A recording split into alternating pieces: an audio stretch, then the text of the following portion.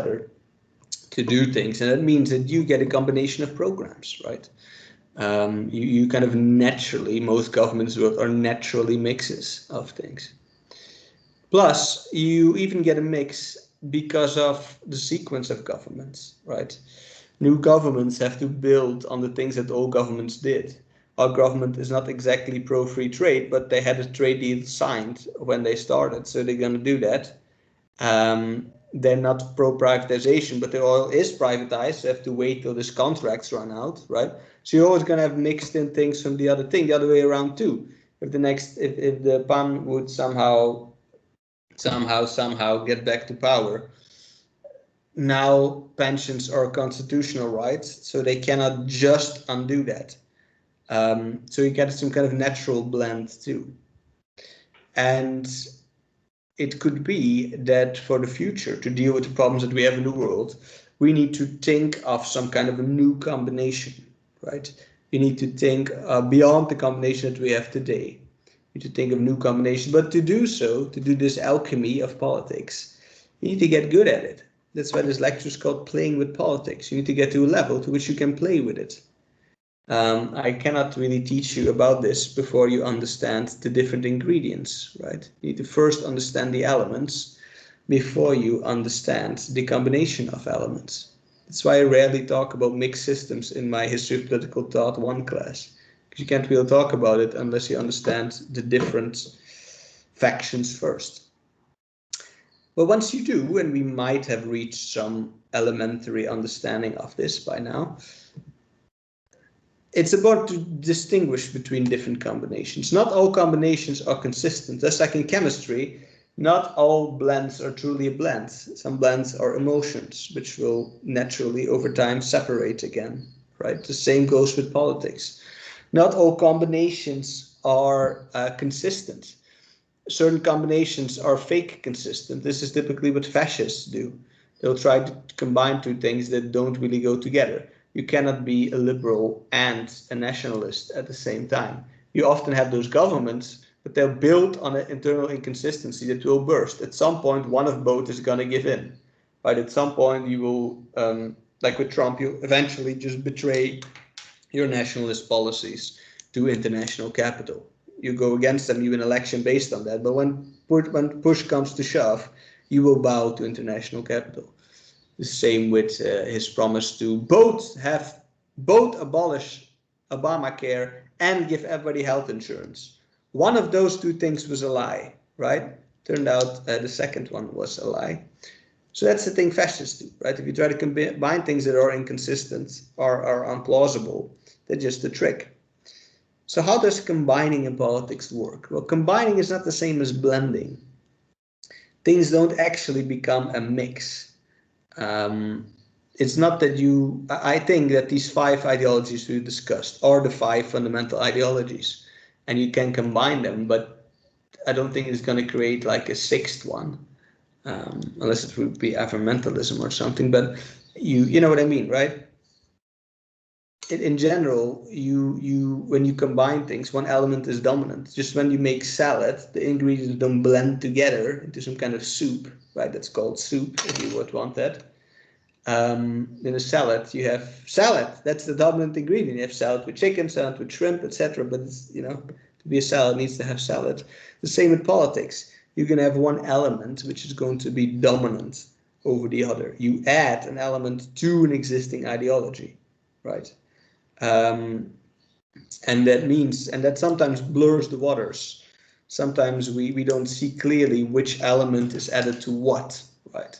That's why, for example, when we think about capitalism, we only think about the West.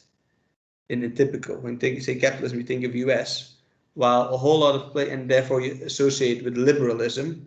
But that's not true. That's liberal capitalism, right? You also have Islamic capitalism, for example, which is capitalism nonetheless, right? It is economically the same. It just has different values and less freedom.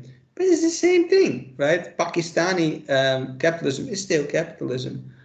And that goes for other ideologies too, right? The mixing sometimes confuses us about what something really is. But what you need to learn to do is to look at the core logic and the core interest behind policies. If you encounter a kind of hybrid system, you have to try to identify, okay, which element is dominant, right? What are they actually trying to do here by doing this? Let me give you two examples from Mexican politics. One, which is going to be a bit controversial, is about universal basic income. Have you all heard about universal basic income? Yes. It's, if in case you didn't, because only Mariana said yes, it's a system where everybody every month gets a certain amount of money, regardless of who you are or why, right? It is universal, everybody gets it, it's basic because it's not a lot, and it's income for everyone. I've studied this. I've written like a 70-page thesis once, not once, 2 years ago, on this thesis book. Universal basic income sounds like a communist thing, right? Everybody gets money. But you have to look at its implementation. You have to look at the logic that is behind this, the interest that is behind this. Who introduces universal basic income? The idea comes from neoliberals. The idea comes from Philippe van Parijs, Belgian guy, as a way to limit the government. It was promoted in the US by Milton Friedman, one of the core philosophers, the guy behind the coup in Chile. He proposed, it was called universal tax credit, but whatever, the same concept in the US. So we should think, oh, how the hell is this communist sounding idea neoliberal? Well, it's not. The idea is not neoliberal.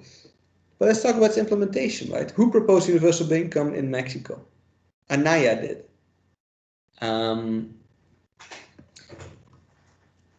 The presidential candidate of the PAN last time proposed universal basic income. This is little known. Like he once said it, and everybody in the PAN was angry at it. But it was a brilliant plan, because what did he propose exactly? He proposed that everybody should have a universal basic income, which was going to be very low, right? It's going to be, he said 1,500. Best calculations say you could give 700 to each Mexican. But how do you pay for that? He was going to pay for that by total privatization of the state and cutting all social benefits. That was the plan. All becas, all pensions, all money for disability, everything the state offers as a service, any public transport, education, all of this would be privatized. And in return, you get 700 pesos a month. So universal income sounds like a communist idea, but you have to understand the logic of it.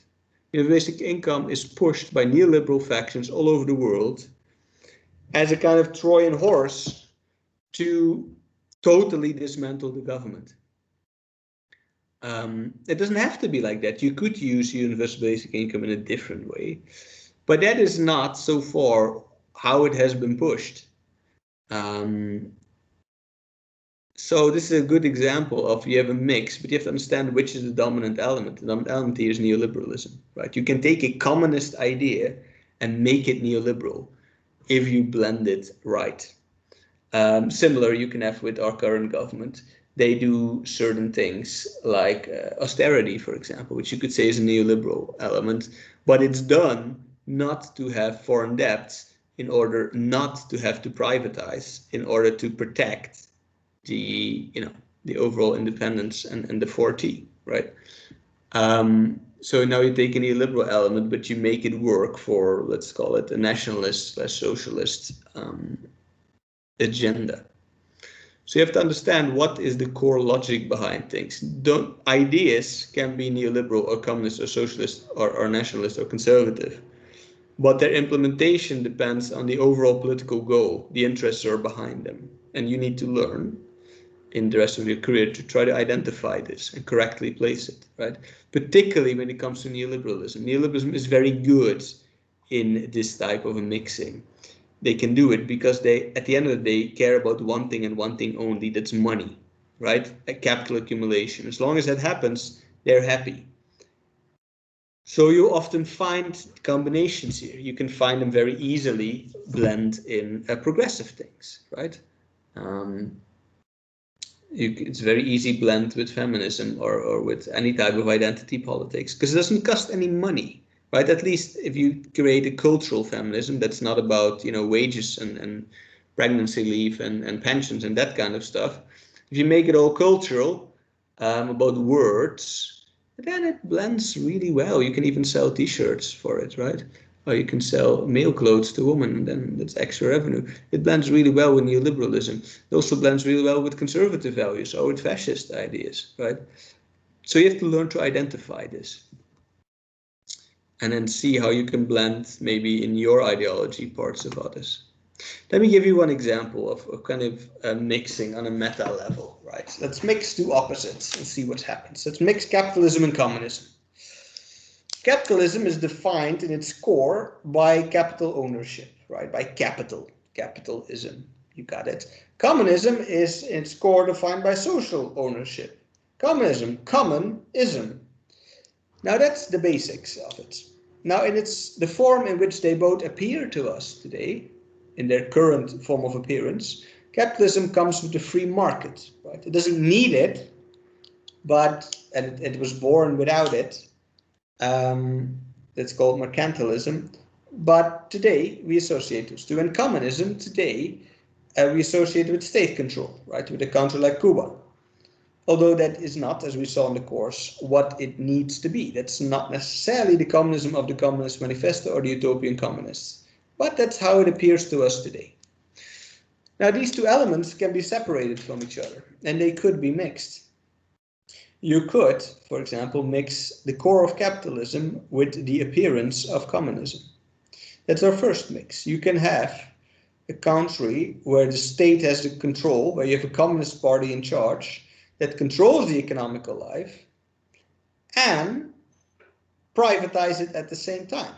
And while it has control, it gives those economical activities to a capitalist elite that exploits the workers. We have that mix today in China, right? China is ruled by the communist country and billionaires. It's some kind of surrealist mix of things, but it is possible, and more than possible, it actually works. Of course it works, because you monopolize both type of powers, right? This system really gets you out of bed in the morning, partly because the government will force you to, partly because you'll die of hunger if you don't, right? But you're getting out of that bed. This is a very motivational system. There's a lot of stick and not a lot of carrot in this system, right? Therefore, it works. I'm not a fan of this. I think this is the worst of both worlds. We have both communist dominance and capitalist exploitation, but I cannot deny that it works, right? That's one mix. But you could also make the opposite mix. You could have communism in its core with the appearance of capitalism. You could have a communist society where workers own all production via cooperatives, so all companies are cooperatives, and do that in a regulated free market, right? Not a fully free market, but you know, the government doesn't need to own it. You can still have supply and demand, just you change the ownership relations. That would be a more anarchist, communist type of version, right? That's a mix we never talk about, but that is perfectly possible, right? So here you can see some extreme example of mixing, but there's much more things you could combine or think about, right? You can mix certain elements of the welfare state with other things like insurance. You can mix democracy into new things. You could mix parts of liberalism, certain types of laws. You could mix certain religions or spiritualities or types of motivation with other systems, etc. But now we've them separated. But for example, as I said many times, if you'd have a religious socialism, it would be super powerful. That's why they repressed it when it happened with much panic and assassination of priests. You can have different combinations. Do you understand this? Do you have any questions? Or shall we push on? Not at all. Okay, good. I hope you're still awake. I hope I'm not boring you with my rants. seventh point I'm making is I want to make the case for global democracy. I want to talk with you a bit about democracy. I evermore am a Democrat, not in the American sense of that corrupt party, but a Democrat in the sense of believing in democracy, especially in the classic Greek understanding of it, right? Democracy, I think, as I said in other slides, is essential for modern politics. Because I want politics to be based on some kind of conscious control. I don't believe in automatic things. I don't believe in theological solutions. I believe in consciousness. I believe in having control over our destiny. And that implies some form of democratic feedback. The people might do things wrong, but as long as we have democracy, we can prevent the worst things from happening, right? Especially if it's a strong democracy. For example, democracy will not stop robotization, but when it fully hits us and we all get replaced by robots, at least we have a chance of stopping this. Like, it's already too late, but we can stop mass genocide of humans. Not that robots are going to kill us, but we just all die because we have no money. We could stop that if we have democracy. Well, if we robotize democracy itself, or if we have some kind of technocracy, then it might be like, but it's more efficient without humans. I've literally seen this, by the way. I was at a conference about this, and they had some idiot in front of me who was talking about transhumanism, and some student, which is about like when robots replace and such, and some student was like, but what if like there are no more humans? You know what his answer was? Well, why do we need humans? Right? Robots are more efficient. Maybe the world is better with just robots. And I wanted to, like, my wife had to hold me back from jumping on stage and just punching this guy. But I started my lecture by remarking on how he's an idiot. I started with saying, and now to talk about something serious. Because I was right after that. As long as we have democracy, we can at least stop things. We cannot prevent problems necessarily, but we can stop them from totally going overboard. But democracy is controversial, which is weird, but democracy is controversial. A lot of people arguing against democracy. A number of arguments. One of them is the argument that people are too stupid. The argument is that democracy means the rule of the poor. That's how Aristotle has defined it.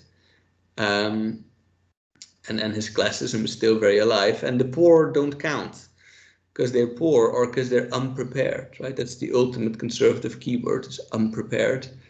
They're not prepared. They're not, how do you say it? Culto or culta enough? They're not cultivated enough. And therefore, democracy is a bad idea, right? Because you get like weird parties in charge and stuff like that, instead of the people who were supposed to be in power, right? The people who were prepared for it, the natural leaders of society who should really rule, as good tradition has them had ruling for the last 100 years. We can't have that. Well, this argument, of course, besides that it has fundamental problems with modernity, right? Modernity is based on political equality, on the idea that everybody's opinion, or at least everybody's voice counts, and that people are not legally more than others. So it would violate any constitutional principle. But besides that, I think this type of arguments that you've all heard, right? If some people question democracy, what they really are, this is a cynical argument. People don't actually want experts to rule. I'm an expert in social policy. Most people who say this don't agree with my opinions on social policy, although I've studied it for 10 years, right? They all want, these people typically also don't want radical environmentalism, although that's what experts propose. They don't really want experts. What they want is conservative rule, right? This is power conservatism, masked. This is elite rule. When you talk about prepared, you talk about the elite that's prepared by the elite that went to Ivy League universities, or that comes from a good family. That's what prepared means as a code word. What you really want is just the old elite back in power. You don't actually want experts. And in addition to that, democracy is not about this, as I explained. I'm falling in repetition here, but it doesn't hurt to keep repeating this. Democracy is not about making the best choice. That's part of it, right? You have theories that say that people make better choices than experts, kind of theories of collective intelligence. I don't know how true that is, but it could be true. But democracy essentially is about power. That's where it comes from. Democracy is about the people doing what they want and having the power to do so what they want and not being ruled by someone else. That's what happened in the French Revolution, right? It was about representation. If I don't represent myself, who will, right? You're going to go back to this old medieval system that the Lord represents the realm. That's ridiculous, right? If poor people in Guerrero, if they don't speak for themselves, who will? The Ivy League educated president, they don't know their lives. So people need to speak for themselves. That's the core idea of democracy. Because they might not know about defense or about finance, but they do know themselves. They know their own life. And nobody else can do that. So democracy is about that, right? Now, of course, democracy is a learning process. Yes, people make bad decisions. People's decisions largely depend also on how much debate there is, on the quality of the debate, which in North Mexico is the worst, is absolutely miserable. I have failed so far in having a single policy discussion with people about Nuevo León. It always goes back to personal identity stuff, or it goes back to this candidate this or this candidate that or whatever. We just nobody's talking about policy. Even when they talk about policy, even in debates, nobody watches them. Or like the debate was bad, but why? Anyway, you need information, you need public debates, and you need learning. People make bad choices because they don't understand the consequences. When they understand the consequences, next time they make better choices, right? At least that's what you hope. So the more responsibility you give people, the better they'll be at taking that responsibility. It's a learning process. It takes time. And we just started learning. We just realized our vote actually mattered. Because before that, whoever you voted for, the PRI won, even if you voted for the PAN, because you had coalition governments. So democracy should get better over time, but then still, you see, but democracy is too weak, right? You say, for example, from a radical environmental perspective, you say, no, teacher, we need, the people are lazy and stupid, and we cannot force them. We need an authoritarian leader to do this, right? We need some kind of strong hand to tackle crime. We need some strong hand. This is a very popular idea in Latin America. This gets polled now and then. About 40% of people want this, which also explains why military dictatorships are not instantly resisted.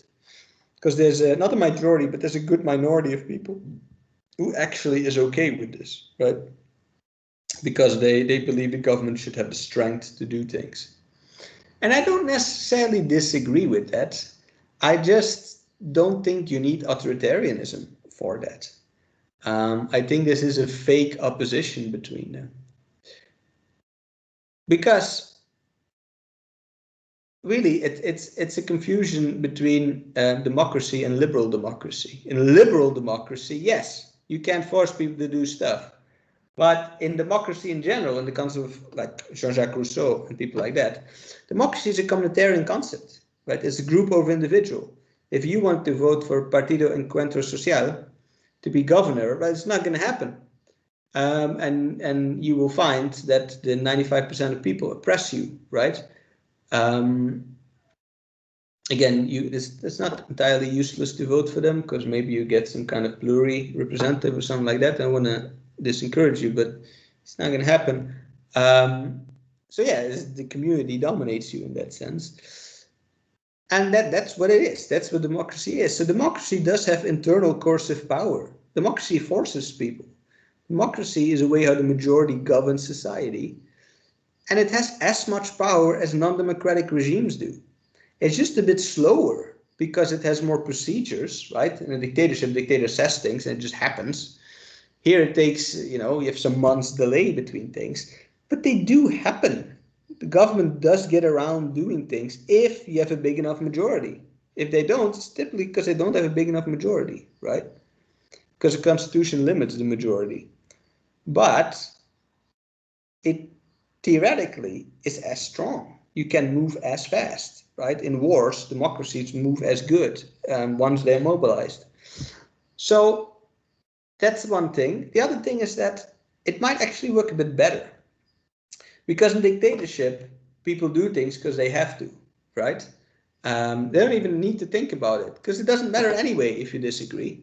So you just do it kind of out of habit or tradition. That's why you do things in dictatorship. In a democracy, you do things because you agree with it, at least in some abstract sense, right? Or you have the potential that people will do things because they voted for it.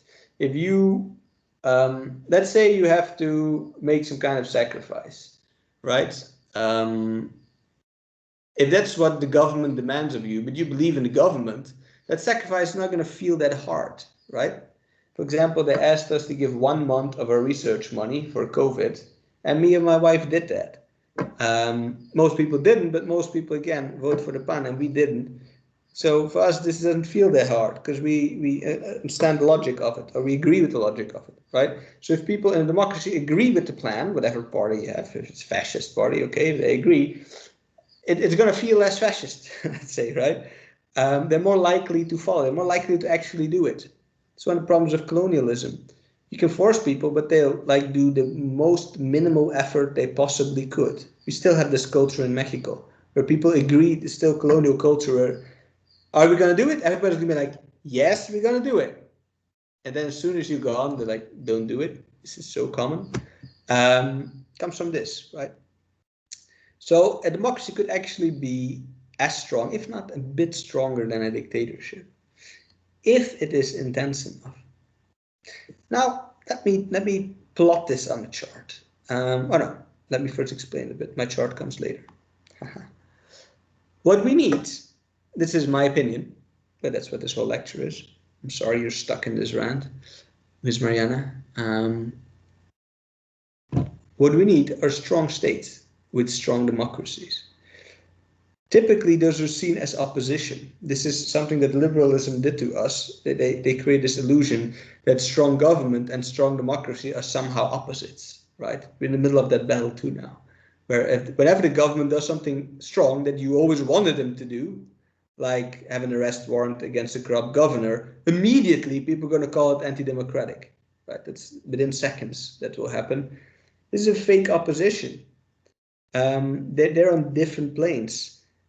Your amount of strength of the government depends on centralization, while your strength of democracy depends on participation, right? Strength of a democracy, the variable there is participation. So the increase in centralized power of government, which means there's an increase in their capacity to solve problems, to actually get things done, is not anti-democratic as long as participation equally increases. Okay. I'll soon show you this graphically, what I mean with this. But they're not opposites. They're just different paths. They're parallel, basically, to each other. And there's a lot of room to increase participation in our society. You have it via getting clean elections and no fraud and factoration and things like that. But that's one part of it. The other part is to have more type of votes, like consultas, for example. That's a way to increase participation, right? If the government is going to do something radical, like cancel an airport, or let's say we would do something crazy, like, well, you can't even technically do this, but let's say we would do it anyway. Let's say we'd get out of TMAC, which I don't propose to do, but let's say we would do it, like the trade deal. You might want to do that via a consulta, right? So the people at least know what's happening. Or you could increase participation outside of politics, right? We only apply participation in politics. If you remember, Marx asked us to think about economic democracy, where we apply participation to the private sector. If you would have either direct control of production as cooperatives, or workers would have a bigger say in companies, you also have a stronger democracy. And then again, if the government and companies make agreements, that is more democratic because the company's party is less fascist, it's less corporatist, because the companies then again are owned by the people, right? Or owned by consumers. It's also possible. It doesn't have to be workers. But in any case, there's a lot of room to blend in more participation in our society.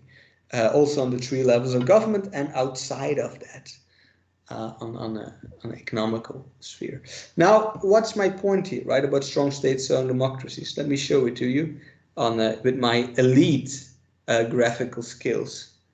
I've never opened Photoshop. So this is a graph. You have two axes. You have high to low. This refers to participation, right? Now this refers to either state power participation, but it's either high or it's low, and the other one is time. As time goes on, let's start with liberalism. Let's start with purple. Purple is liberal participation in liberal societies. Over time, this participation increased in liberalism, partly because more people gained the right to vote, right? First women, then even black people, and maybe foreigners at some point, right? And things become slightly less corrupt over time, until this maxes out at some level, right? So that's good. Participation kind of went up in liberalism. But the problem with liberal democracy is that the state power went down. Right, that's what liberalism tries to do. It tries to limit the state power, both by privatizing and by putting up constitutional barriers and separation of powers, things like that. So you get a situation where people have more power, they have more decisions, but they have less things to decide on. Right, the people finally got the power, but everything's all important things are decided in a neoliberal society. You can vote and you can freely vote, but you know, like we locked the energy reform in the Constitution, right?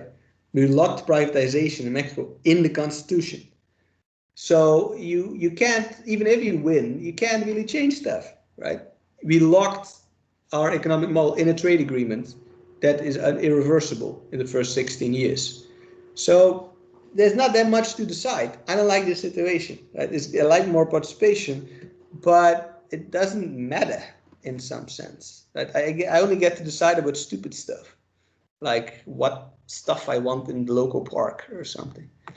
Then in communism, if you talk about state power, right, the dark red, this did go up. We saw with Lenin, the state became a lot more powerful and got a lot more capacity to do things and did more things. Problem is that participation went down. It was supposed to be democratic. That was the plan of Marx. But as time went on, and he transitioned from Lenin to Stalin, things went more authoritarian, right?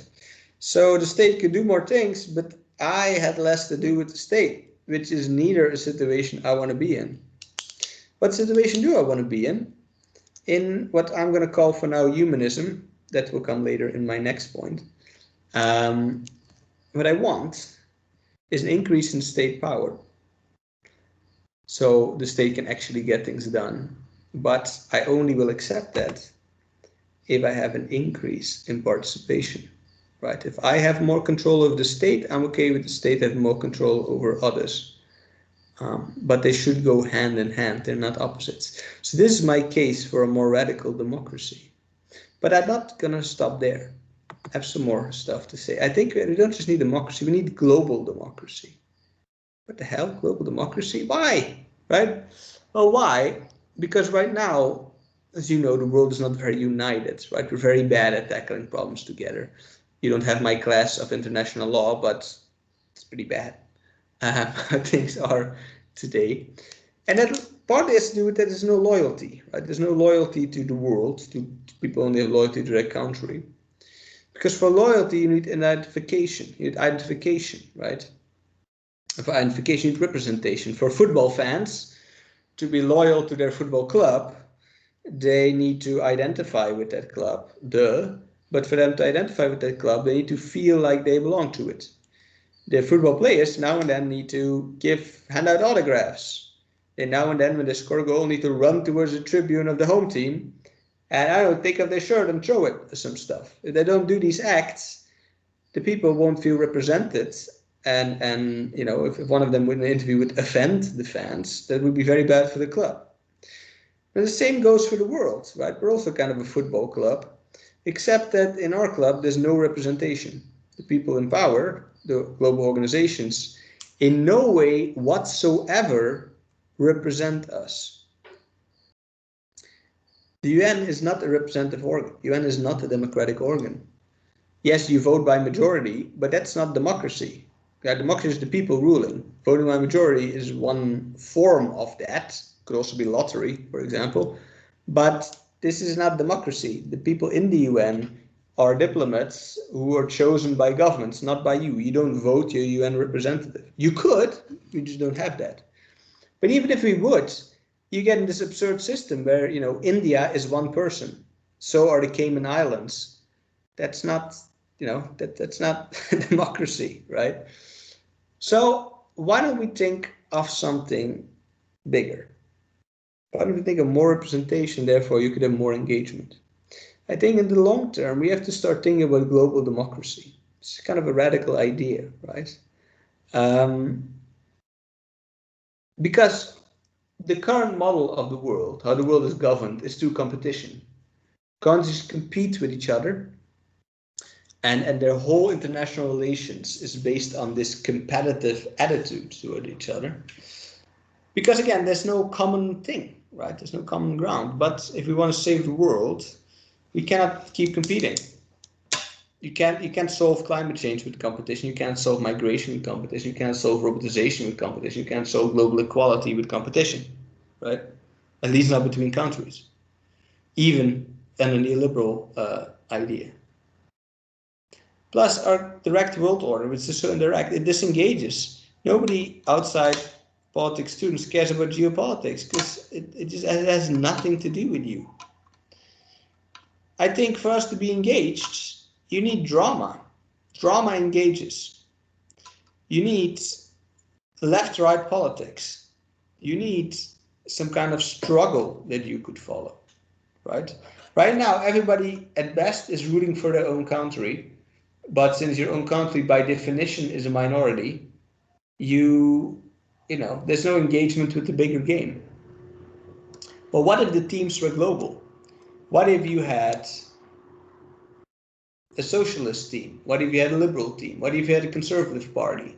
Global conservative party, right? You could not have a nationalist party. You could have kind of like the faction of people who are against this system, right? But you could not have a Argentina party. That should be forbidden in this system. You could have an anti-internationalist party, but you cannot have, you know, Canadian party. That would be ridiculous. Imagine you had global parties. Now you'd have global drama, right? You have global political theater. That would engage people. Now I would have to care about what happened in Vietnam because maybe my delegate is from Vietnam, right? If I vote on the Socialist Party and the senator I got into there is a Vietnamese guy, now, or if there's going to be elections in Vietnam, this might affect my faction that I belong to in the global thing, right? So now you should start caring about what happens in the rest of the world, because that's going to affect the factions, therefore it's going to affect the global democracy, therefore it's going to affect your country. If we do that, we can start thinking about humanity as the horizon. It would be a radical departure from current way of thinking, right? That your horizon is not the nation state, but your horizon is humankind. That is very difficult, right? It was impossible in the past, before the internet. Even on technological level, it would be ridiculous to do. But we could start thinking about it. I know this is not going to happen tomorrow. I know you need a lot of testing for it, but you could start, right? You could start, even as just a simulation, you could do it, just to see how it is. You could create some kind of federal level above the nation state, right, on a UN scale. That doesn't replace local democracy. That's not what I'm proposing at all. I don't propose a world state. Just a federal level that controls some things. Maybe the environment, maybe taxes, maybe migration would be, not migration, but these things would be handled on that level. In addition to very strong national states. Right? This is not necessarily opposed to nationalism. It's opposed to fascism, yes, or to complete nationalism, but you could see it. And although I know this is not going to happen in the near future, I want to start this conversation because it's inevitable. It's inevitable that at some point we start thinking on a human scale. There's no other way, right? We're just not going to make it if we don't do that. So we have to start a conversation. You have to start a conversation. Are we still awake? Sophia, are you still with us? Yes. Yes, I'm here. I'm just thinking about it. Okay, good. Because it's good. something new, so yeah. Yeah, what do you think about it? Do you think it's an interesting idea? Could you imagine it? Yeah, it's an interesting idea, but I feel like people it's kinda into conspiracy ideas. So this will lead to like it's this international power who is trying to manipulate us or something like that. But I can definitely imagine that. Mm-hmm. But like it's also how to like because if you want to do that you have to collaborate and many countries kind of reject foreigners and other cultures and all that stuff, so it will be interesting how to disappear those barriers. Mm-hmm. Well, I think by Yeah. being on the same team. If like people, one of the way people get united is by and divided is by political opinion, right? You see that when things happen to people in the PAN, people in the PAN will defend them, and that goes for most parties. Um, if you had this globally, like if you're of the conservative faction and your leader is Indian and something happens to him, right? You might start arguing about that with people on Facebook. And so that creates identification with people in other countries because they're your team. And that maldito guy from Russia, from the Nationalist Party, is trying to, he's trying to go against us, me and the homies from Uruguay, right?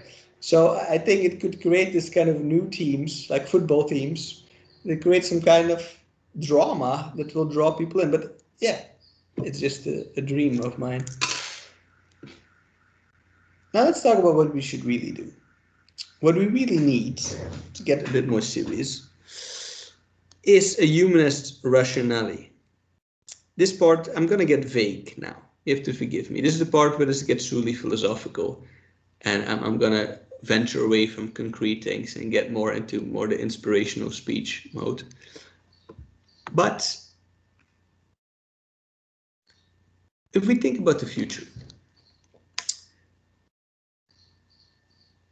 what we need to do is we need to think about the underlying logic of politics. As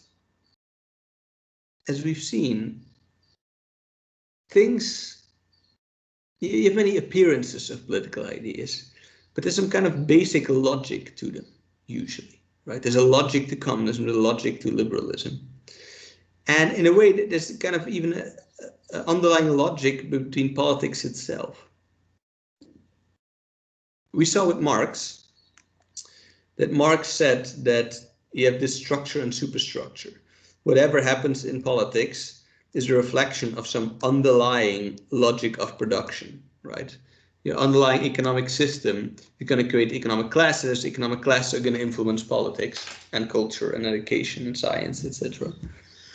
You can expand that a bit, right? Beyond economic power relations, there's also a certain way of thinking, let's say, a certain modern logic that underlies our whole political system. That current modern logic is that we need more. The underlying premise of all modern politics, except for environmentalism, is that we need growth. No matter who you are, what party you're from, if you have economic growth, that's seen as a good thing, right? It's universally seen as a good thing. If you have high growth, people forgive you things. If you have less growth, it's going to be more problematic. It's going to be less problematic in certain ideologies. Like in socialism, you often can do without, because you still do distribution, make sure that people have more income, even if there's no growth. But in general, that's not what you want, right? Which of course is problematic from ecological perspective, right? Now again, most ecologists don't even understand this, which leads to our own ecological hypocrites who both want there to be economic development but are against economical projects. You get this weird logic. But we have some kind of modern fundamental logic, which is about that we need, that the most important thing in life is economy. And that comes with technology. Technological development is always seen as good in any ideology, etc. You have some kind of underlying logic, the logic of industry, basically, that is below our current political system, behind all ideologies. And I think if we keep going down this path, the political spectrum will ever get smaller, because it will consolidate slowly around neoliberalism. Or slowly around some kind of how do we make capitalism better type of logic, where in the long run all that's really politicized is the political conservative spectrum, right? That's what the elite wants us to fight about. They want us to fight about gun control, they want us to fight about abortion, they want us to fight about cancel culture, they want us to fight about transgender, and other things they will invent that then, and put on TV and have TV shows about, like the Kardashians and blah, blah, blah, that will get people to think about. And that's what they want you to talk about. That's what they want, and they succeeded in making your generation #1 issue to be identity politics. Therefore depoliticizing the rest of the economy, right? Basically accepting that even feminism is neoliberal in that sense, and how it currently appears. Current fights are not about economics. Those things are happening, right? You got pay equality 2 months ago. That was voted in Congress by absolute majority. But that's not the fight. Right? The fight often is about more cultural things. And even there, you will see things like, you've all seen this meme where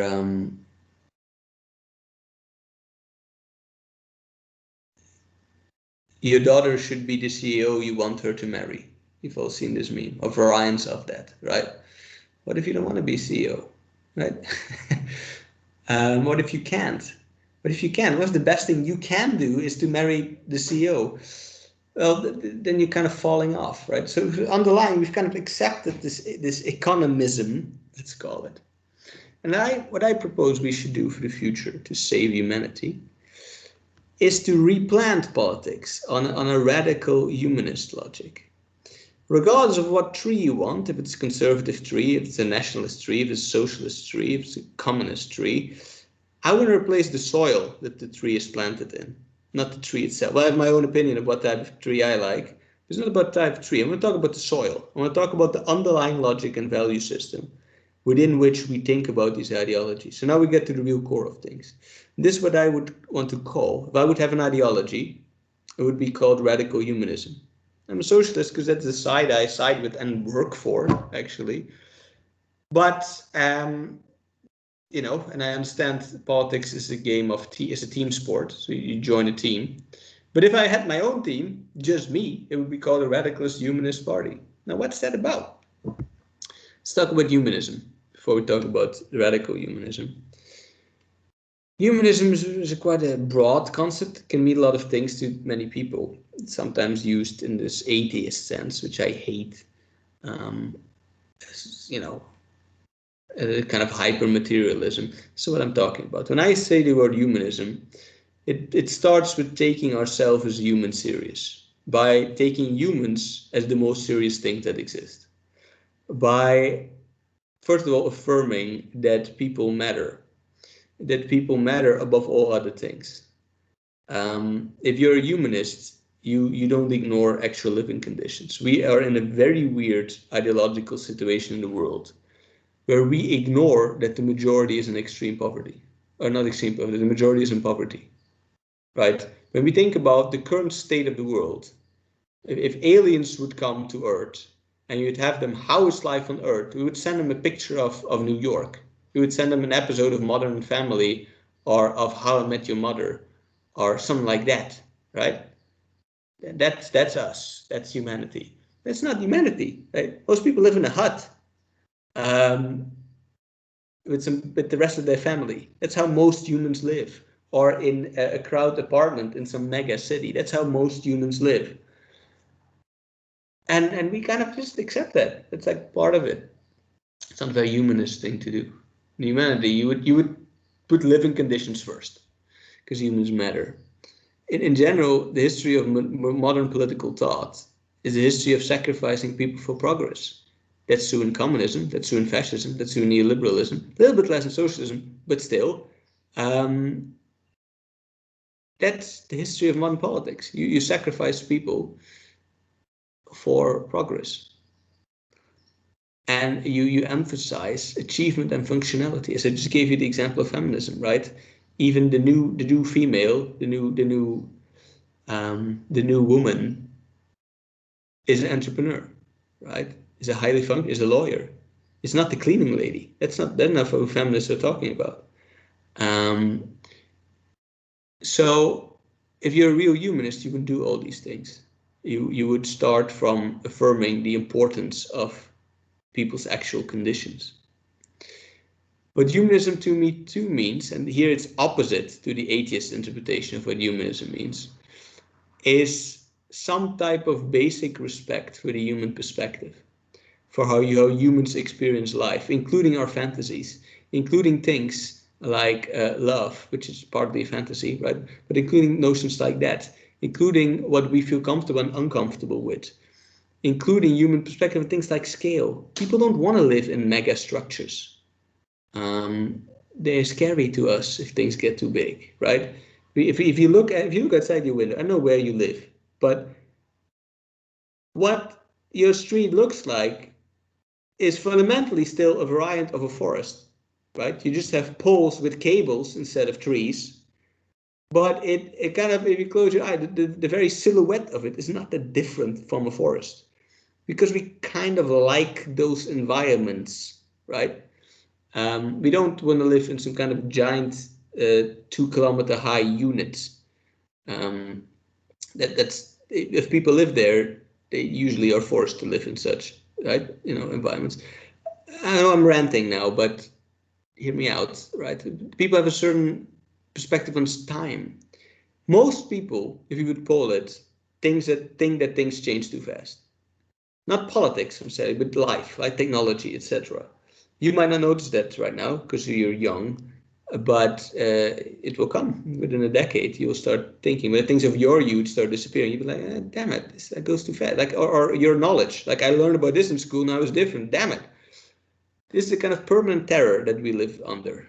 Not that politics change too slow, but life changed too fast. It's one of the paradoxes of the neoliberal world, right? Nothing ever changes in Mexico politically, yet things always change in your life and you have to keep up with things. That's breaking with the human scale, with human perspective, right? Same with spirituality, etc. There's some people in general just like the sacred. And atheism wastes its time by making fun of people for that instead of trying to replace that. Anyway, I think being humanist is also is respecting people's human perspective, right? Including their insecurities. Which makes it a bit populist, being a humanist. You understand that their limits and insecurities, what they like and what they don't like. Humanism also means understanding and pushing and respecting the social nature of things. It means glorifying society, basically. It means celebrating society, because happiness is social. We know this from Rousseau. You could be happy on your own. Yes, and this is a kind of neoliberal thing they want to push on us, right? This is a kind of cult of self-care, etc., etc. You can be happy watching a movie alone. You just would probably be happier if you would watch it with someone else. That's just true, right? It's not impossible to be happy alone, but in general, most things you enjoy alone, you kind of enjoy more with other people. I like video games. I like multiplayer video games more. And we should not get tricked into believing the opposite. Because the meaning of life, now we get to some real serious stuff. I'm going to talk about the meaning of life. Right? You always have this question, Mom, what's the meaning of life? Well, if my kid asks that, I'm just going to answer that. Say the meaning of life is love and struggle. Now you know. It's love, because without it, nothing really makes sense. By love, I don't mean romantic love. I mean just the love of anything, right? You could love other people. You could love your family. You could also love ideas. Or love a sport or whatever it is. But without love, this, life is just, it doesn't make too much sense. And struggle, right? Love without struggle is naivety. If you love everyone the same, you don't love anyone, right? It doesn't mean anything. If I would tell my wife, I love you, and all women, she would hit me in the face, right? You also need struggle, you need differentiation. Life is also about struggle. It's about standing for something. It's what gives meaning to things. It makes things less dull. It gives us direction. Whatever struggle we have. And again, struggle without love is what we call war. That's also not very good, right? You want to fight for something, for someone. Not just fight to fight. That's a psychotic state. So now you know that's the meaning of life, and that this both implies society, right? Both imply social structure. Both imply our fellow men. We should celebrate the people, because the people are doing bad, but they're bad because they're corrupted, not because they're inherently bad. That's again a thesis of Rousseau, and I like Rousseau. Rousseau said humanity is a corrupted, savage animal. We are naturally good. It's just our environment makes us worse. That's also humanism, right? Understanding this. And lastly, what humanism means to me is taking the human race as the horizon. To think as the ultimate unit is not the family, is not the nation state, it's not the province, it's definitely not regios. It is the human race. Ultimately, you should develop some kind of culture that talks a lot more about humanity than we do now. We almost never talk about how we are doing as a whole. But that is ultimately the horizon of history, and that's just what we should orient ourselves on. So that's what I mean with humanism, right? Now that's very vague. Teacher, you're vague. Yes, I am. Let's make it a bit more concrete. Let's bring a bit more focus in this. What should we focus on in modern politics or in postmodern politics? A humanist perspective means a focus on human capacities and needs. Our politics should start from us in a humanist perspective, because we try and take ourselves serious. So it should start from our needs and our capacities as humans, which are distinct from other species.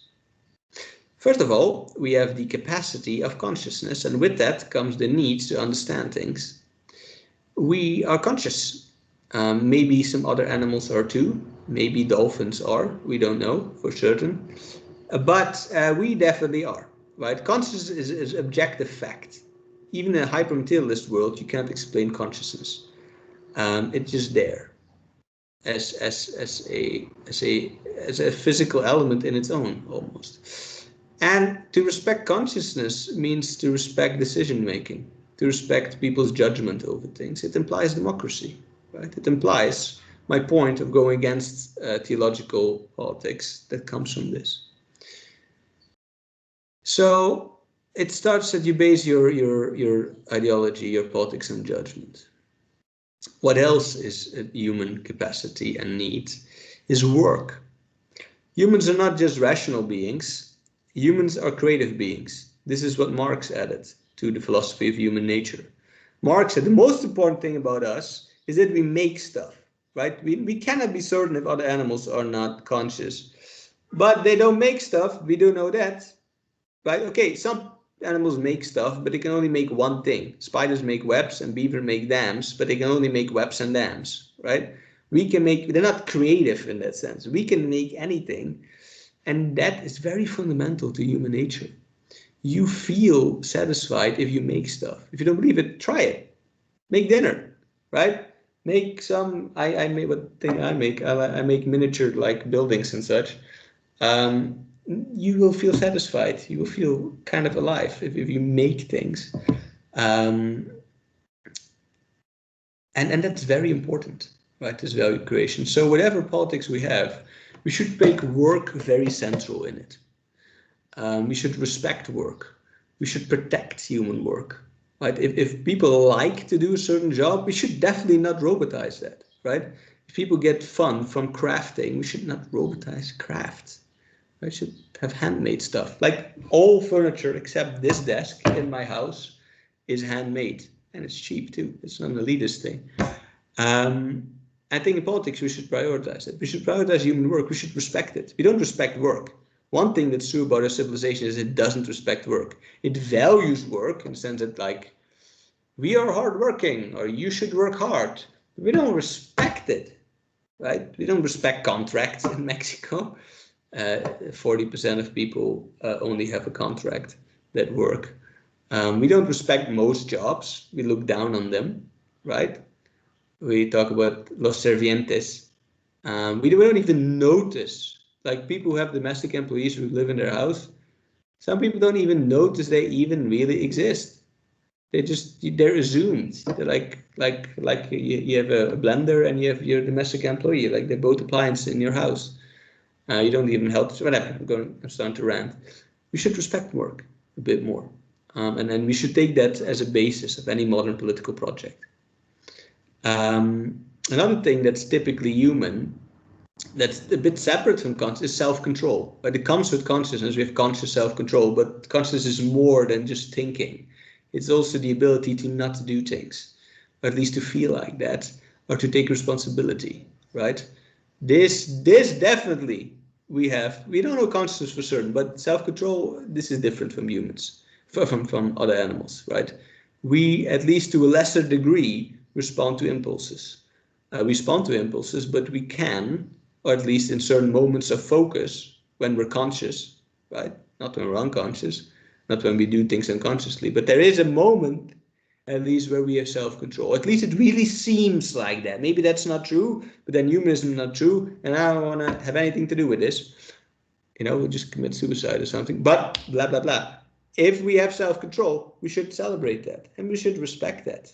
In our culture, we talk a lot about self-control and a lot about responsibility, right? Conservatism, responsibility is very important, except we do nothing to encourage it. This is one of the great paradoxes of modern liberal/conservative society.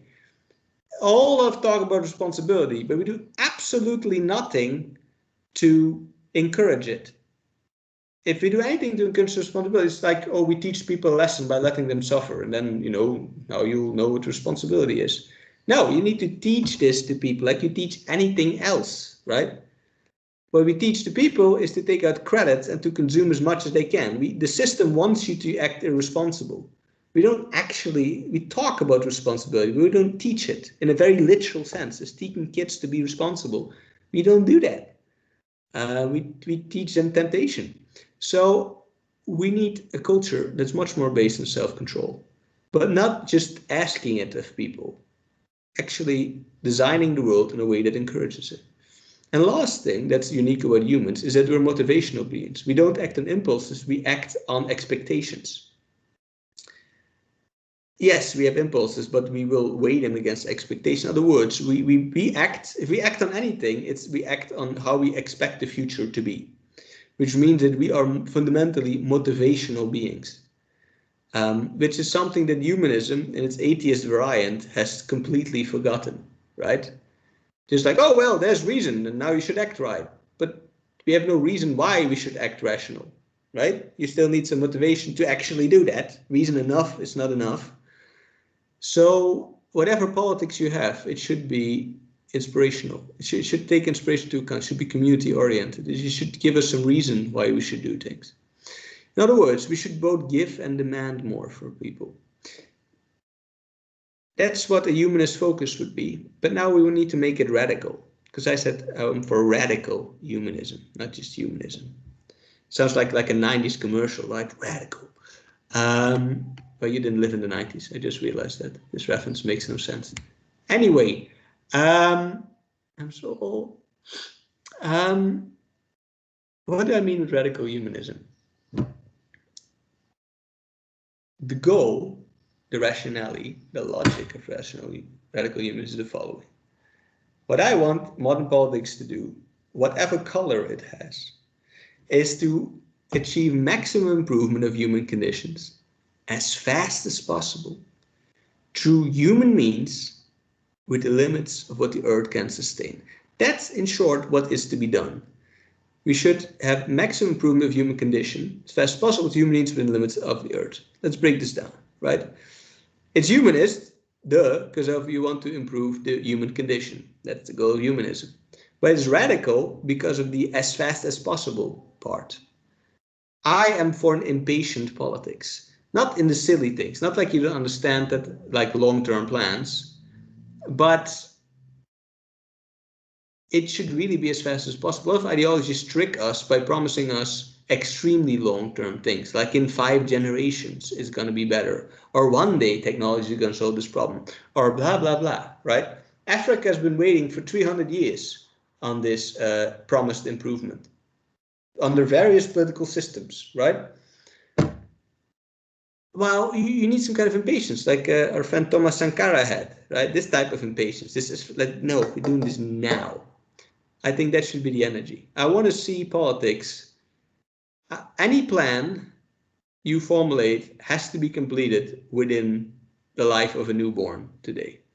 If you can't improve it within this lifetime, it's a bad plan. We don't have this kind of time anyway with climate change and such. So that's why it's radical. It's also humanist because it's through human means, right? It's taking into account everything I just explained. It's not some god that's going to help us, not some technology. It's us who need to do it. It is radical also because this is not individualist, right? If you want to raise the human condition as fast as possible, you have to break some pots. You need to force certain things. That means taxes. That means overriding certain plans. That means imposing certain economic developments. This is not the same path as the free market. And it's ecological. Why? I said humanist. Because from everything I just listed comes some kind of responsibility, right? We are the most awesome thing in the universe and the only thing that can consciously judge. We're the only thing, this is scary, we're the only thing that can see things and act on them, and that can predict things and act on them. And therefore, we have the responsibility to do this. It kind of falls from our racial self-respect that we understand that we're the only ones responsible here. Therefore, we should do it within the limits of what the earth can sustain. And lastly, it's developmental. If you want to raise the human condition, you basically try to lift the bottom. You try to make bad things good. A lot of our development in this world is focused on making good things better, right? Instead of going to space, we now have commercial spacecraft, which cost billions of dollars. Yay! What we really need is water in Africa, right? You understand how this is developmental logic. This is a bit different than our current trying to do ever more awesome things obsession that we have. That's radical humanism. Now, let's end this lecture with my 9th thesis. So that's what I want us to do. That's the soil of the plant. But what plant? What tree are we going to plant in the pot? Well, that's for you to decide, right? I'm just going to talk about it a bit, but we need some kind of new modern synthesis. We need some kind of new politics that we need to develop. So let's cook. Let us bake the pie of our new politics. This is what you have to do, right? By the end you graduate from your bachelor, master, or PhD in politics. I hope you have an idea of what you're going to cook. Now, I don't have a perfect plan. I don't have a blueprint. I don't actually know in which order I'm going to cook the ingredients. Or maybe I do know, but I'm not willing to tell you. And I'll tell you in 10 years. You can buy the book. But I do have a shopping list. I know which ingredients I want in my dish. And you should make your own shopping list. I'm just going to tell you mine, because that's all I can do, because I don't know what yours is. If I did, I would make the slide Hugo's shopping list, but I don't know Hugo's shopping list. So mine as I said, if you're going to combine things, you need a main ingredient. Mine, unsurprisingly, is socialism. Why? Because I work for a socialist party. No, that's the other way around. I work for a socialist party because I think this is my main ingredient. Anyway, I think that is the basis for me. I like the welfare state. I like redistribution. I like regulation. I think we need these things to accomplish the kind of humanist thing I talked about.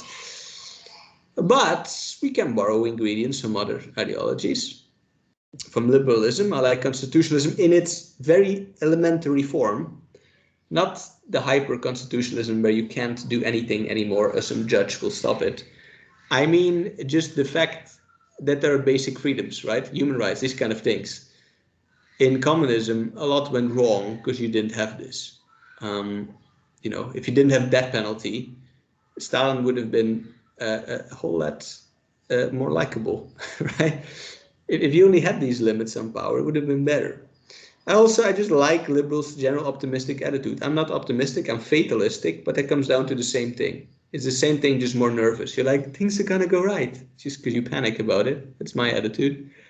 And I'm not against trade. From communists, what I really like from the communists is the idea of cooperatives. I think we should have more of that. And I also like communists' idea of internationalism, this idea of countries working together to make each other stronger. I think we can learn from them on an international law level, for example. Now, I'm a little bit conservative. I'm explicitly conservative when it comes to technology and maybe some other things. But what I like, what conservatives push is this control over innovations. Yes, we can have change, but we should first talk about it or maybe vote about it, right? Should we have genetically modified organisms? I want to vote on that, but we won't because I'm just going to stop it. But should we have self-driving cars? I want to vote on this. I don't want them to change the law and there should be self-driving cars. I think this is something we should vote on if we want to have this. I like that part of conservatism. I also think conservatives are the only ideology them and communism, who truly understand the kind of human soul's need for motivation. From nationalists, I'm not nationalist at all, but I like their developmental logic, right? Nationalists try to make their place better instead of selling out to some kind of international company or whatever. I like that. And although nationalism does have the monopoly in populism, I'm going to place it under there. I like populism. I think it's a good way to mobilize people. And as extra ingredients, what they all lack is ecological concern. And we, of course, need democracy, as I said before. So that's what I want in my pie. We'll see how it comes out, right? One thing I do know, one element of the pie that I have already planned is this mixed economy. Again, you can think of your own thing. I'm just going to tell you my idea.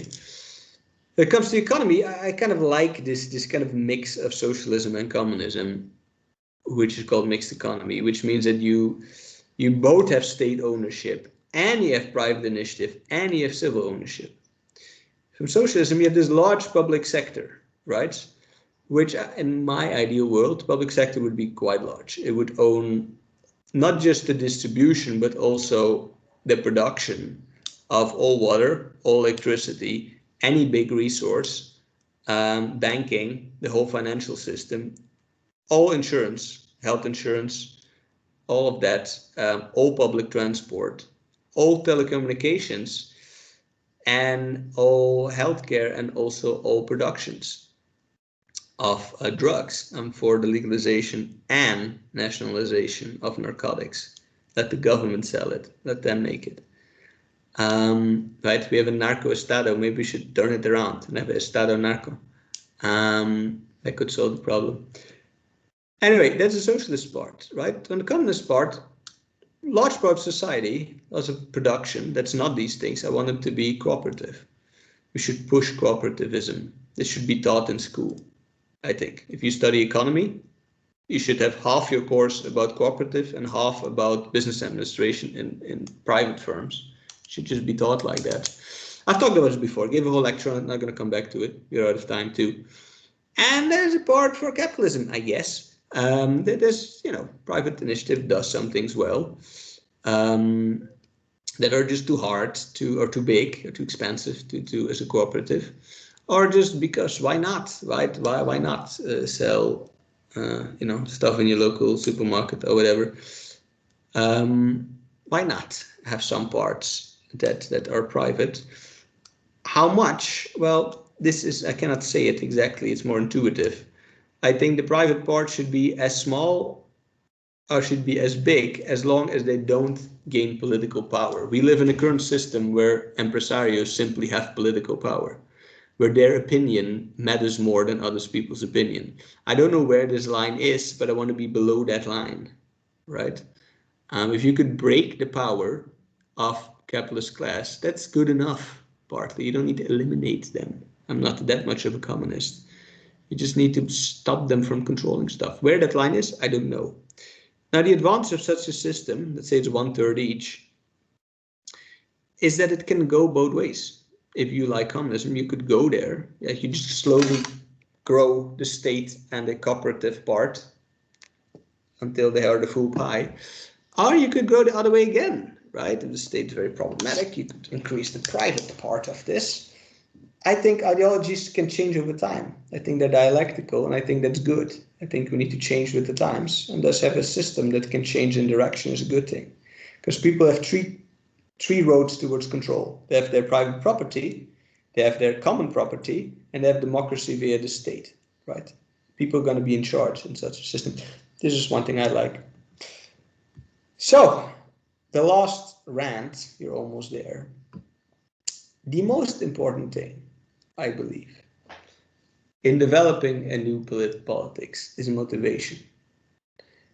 The most important thing that will decide if your ideology will succeed or not is its ability to motivate people to contribute to the common good and to participate. If your ideology fails in doing that, it won't work. Unless your ideology is based on non-participation. It's some kind of conservatism. But conservatives have other ways to motivate people, religion and such. Right now, our motivation is increasingly getting thinner and based on profit motive. People do things because they get paid for it. People do things because they're profitable. This is a tunnel, and the further you go down the tunnel, the thinner your base of motivation gets, right? Until we just don't want to do anything anymore, until we get paid for it. And nothing happens, right? If it don't make money, it don't make sense. This is getting very thin, right? If we get an economic problem, everything will collapse because everything is based on that. I think what we need, whatever your project is going to be, it should be modern. Because one thing modern, remember I explained modern and post-modernity, one thing modernity does is it creates this giant, kind of narrow-minded but inclusive political project that you can buy into, that you can be part of. What we would need is some kind of narrative of a global project, right? Of a national project, of a continental, a global project, but whatever, politics should be about something. Like in Mexico, we kind of tried this with the 4 transformations narrative, but it's like half working. But, for people to feel part, that they're part of some type of development. That was true in modernity. If you live in a communist country, you felt you were part of the establishment of communism. If you live in Nazi Germany, you felt like you were part of the rise of your race and, stuff like that. We need a similar type of narrative that engages people. But that only works if you recognize all contributions, right? Current capitalist system, yeah, we're part of it, but most people that do the actual work don't really feel part of it, right? We don't recognize their contribution. We look down on them. The system is based on the reproduction of classes and making fun of the poor. That's what keeps the system going. Therefore, you don't recognize their contribution, right? If we're going to have a new politics, it should be organized in a way, and I know I'm being very vague here, but I have to be. Your politics should figure out how you make everybody feel part of it. And part of that is some kind of spirituality too. But spirituality that's based on this Hegelian idea of, the human spirit, as in the collective conscience, the humanity as a whole, right? You need to somehow connect, like you can the opposite of Judaism, like a religion that's only about a certain people and their God. No, whatever your spirituality is, it should be about humanity as a whole. And if we could make a less God-oriented variant of that, I would really like it. But anyway, now I'm getting super vague. That's for the book in 20 years, not in 10 years. But most important of all, most important thing in politics is if you can establish justice. In the sense that if you can create a system where doing good feels good, you have won. Right now, we're not in that system. We're not in a system where doing good yields social and mental rewards. Doing good, speaking against corruption, is going to find you excluded, right? I now and then do this in the faculty, and it always just falls on my head. This is not good for me, right? It's also not mentally good for you. If you do the right thing, it's very frustrating. Do the right thing and seeing people who cheat win, right? That's one of the core frustrations of our society. So it's not mentally nor socially rewarding to be good. You kind of have to do it for yourself. If you can create a system, whatever that is, in which doing good yields social rewards, we will be in a different world. Because, as my friend Cornel West says, he's not actually my friend, I'm a fan of him, says, justice is what love looks like in public. Therefore, we need more justice. And with that quote, dear students, I am done. Congratulations. You sat to a 4-hour rant of mine. Not even my wife can do that, but you have done it. So congratulations to you. And thank you for being here. So, any comments on this or on the course as a whole, or something you still want to say? Ms. Mariana. Okay, something, a question. Do you think that if we have an equality in economics, like nobody's poor and everybody is happy, whatever, discrimination is going to then stop? Or, what's going to stop? Sorry? Discrimination, like racism, classism, sexism, all those stuff. I don't know, but drama won't stop, right? People will still murder each other for cheating. There's still going to be drama. But what we do know from socialist countries, from communist countries, is yes.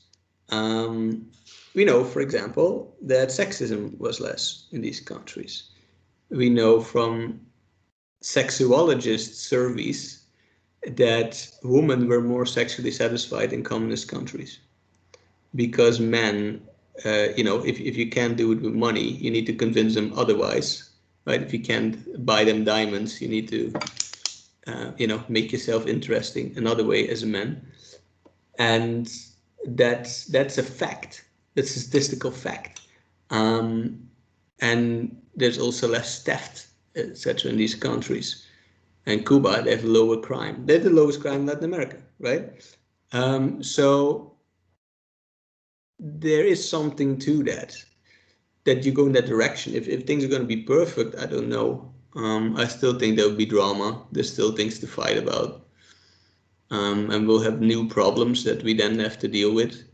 I don't believe in the end of history, but I would want to see it, at least. I don't know if that answers your question. Talk about sexuality in East Germany, but that was my reply. Yes. Oh, well, I think in my recipe, I would put like something like dismantling those kind of ideas, because I think the way that society thinks now is rooted in like years and years ago, and I don't think that just with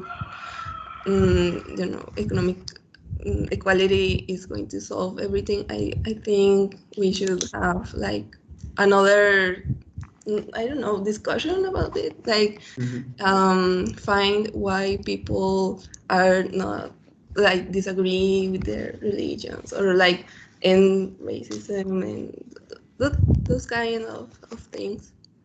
But well, I think that that is a little bit political too. But well, Well, I hope you keep developing your ideas, yes. and come up with your own shopping list, complete it. Mr. Diego, Marcelo. Have the question if you or what are your opinions or if you like these participatory budget programs, if you think that they are like a nice way to achieve more direct democracy practices. Yes, if you understand their limits, yes. They grew as a socialist idea, right? The Brazilians invented this. The Workers' Party in Brazil invented this concept. Um, I like it. Here in San Pedro, they have it. A new mayor. It's nice because it shows people, or it makes people feel like they know where the money goes, and that creates in itself more identification with the community. And in general, it can favor more public things because you decide things by common denominators rather than private interest. But it has limits. Participatory budgeting favors the people who have more time, which means it favors old people because they're the ones who are going to show up at 2 p.m. to the meeting, right? So that's the limit of it. You have to understand that. And it favors cheap things because of how it technically works. You have to allocate budgets and then you have money left.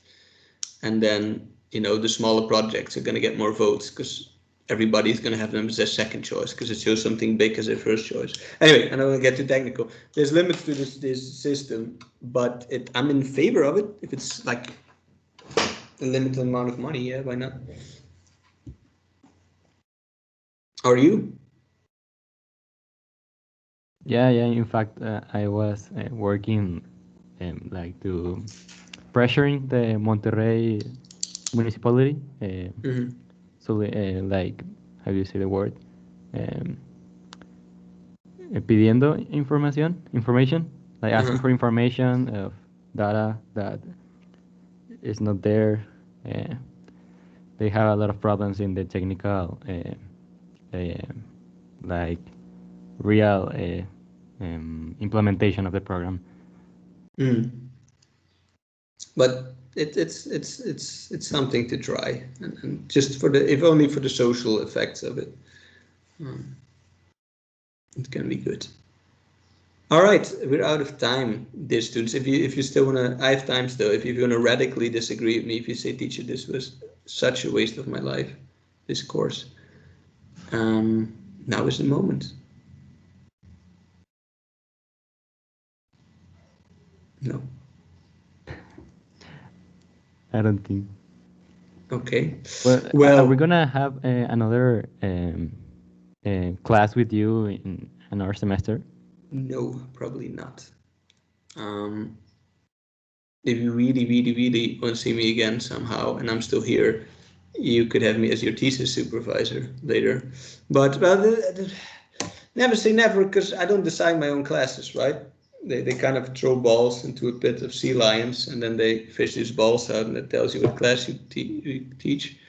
That's not literally true, but it's partly random. So, but normally, no.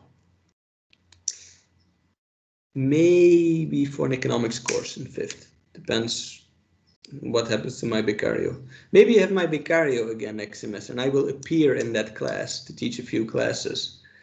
But yeah, that could happen actually. Maybe next semester for entrepreneurship or for history of economics. But I will not be teaching most of that myself, if God wants to, because I don't want to. Okay. Good. Then this is goodbye for now. We will be in communication to talk about results, etc. But if not, thank you very much for taking this course. follow me on Twitter or Facebook or something like that. If you want to keep in contact, and if not, good luck with your career, and I hope your PS are the best. All right. Yeah, thank you. Yeah, hope we meet in the faculty soon, like in person. Yes, we should do that. We should maybe should if we go back to normal, and if you guys all pass, and if you guys want to, we could go for a drink or something once drinks are back part of life. Yeah, doctor, I wanna thank you for all your efforts, especially the time when you didn't have internet and you gave us the class in the car. Like, we really appreciate that. Thanks for putting the effort, and we don't have like at least, yeah, I think that we all don't have teachers like you, so we're pretty grateful to have you giving us this course. So yeah. Okay. Thank you. Thank you very much. I'm honored. Good. Thank you, Ms. Sophia. So I hope to see you next semester. Maybe one day we could go for a drink, but that's after I grade you, not before. All right. See you. See you. Goodbye, Bye. doctor. Thank you. Thanks. Goodbye. Bye. Take care. Good luck.